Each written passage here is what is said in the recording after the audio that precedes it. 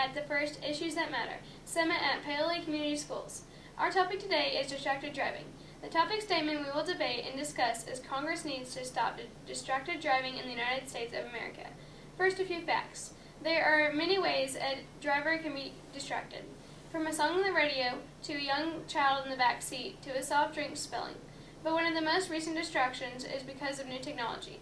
With us today are Orange County Prosecutor Kelly Minton and Sheriff Deputy Josh Babcock, as well as student panelists Aaron Busick and Parker Sullivan.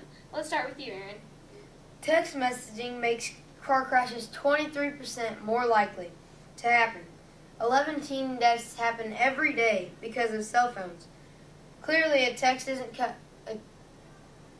isn't cutting it. According to www.textinganddrivingsafety.com, texting and driving causes 1,600,000 accidents per year, 330,000 injuries a year.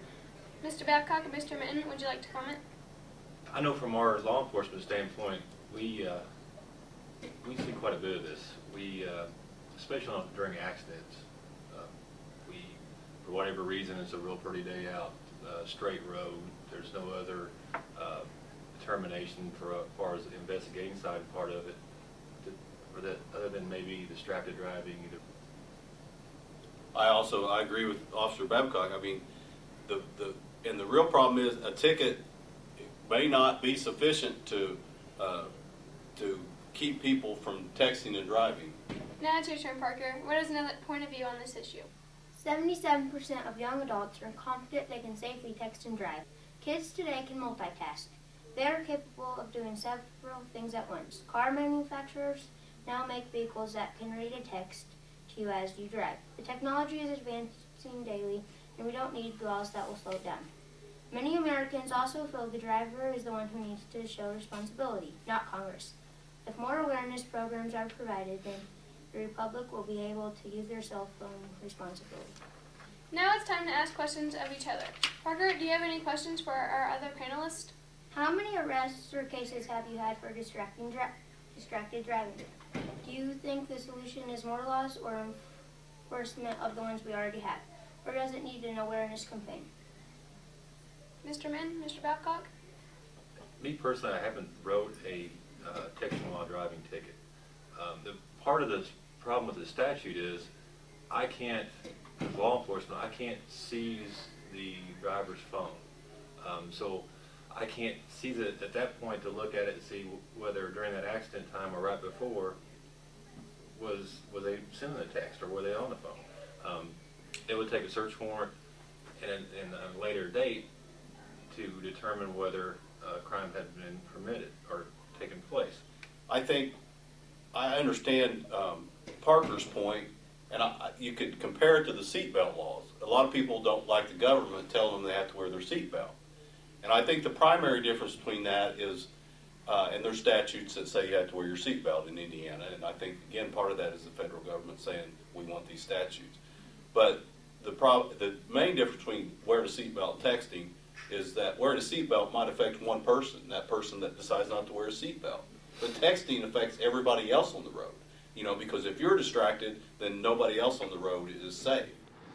We're proud of the role we've played in putting these laws on the books, and we know we have much more work to do. We always have more work to do. I have a question for Mr. Babcock and Mr. Minton.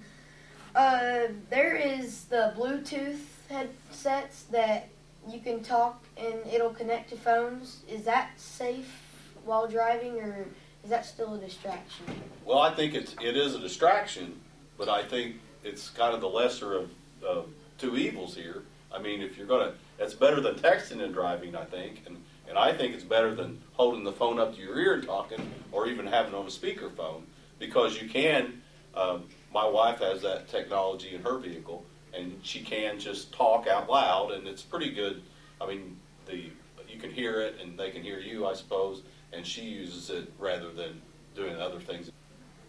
We've all seen it, and anybody on the road going even from the school to Walmart, you can see it. You'll see people look down at the phone, or they'll be looking like this when they're driving, and you know exactly what they're doing. But to go back to Parker's point, I don't know where it's kind of that. I mean, how far do you go? I mean, to restrict people from what they do in their own automobiles. I understand that driving is a right, and driving is a privilege given to you, not a right. But if you say you can't text and drive, there's got to be some place where you have to respect people's freedoms, but also respect others people's freedom to be safe on the road. And I think that's kind of the point that Parker's hitting on too, is that you don't go too far down the road because the government could outlaw anything we do in our car. You know? Good points. We definitely need to enforce laws. Let me point out 1 in 5 drivers of all ages confess to surfing the web while driving. It's not just teens. This issue is epidemic in America. It doesn't matter if it's a 15 or 16-year-old or a 45 or 50-year-old. You see it. I say it has nothing to do with age. People do it. Technology's here. Everybody knows it. And then age is not really a factor. Well, you really want the government to tell you what to do? They should let me decide whether or not I can text and drive. But if you text and drive, you are not only affecting yourself, you are affecting others around you. The person who gets hit by a texting driver cannot do anything about it. I'd like to thank our panelists for joining us today at Issues That Matter Summit. It has been very informative and educational. The numbers are staggering. Sometimes we need the government to protect us when we can't protect ourselves. That is why we are calling on Congress for help.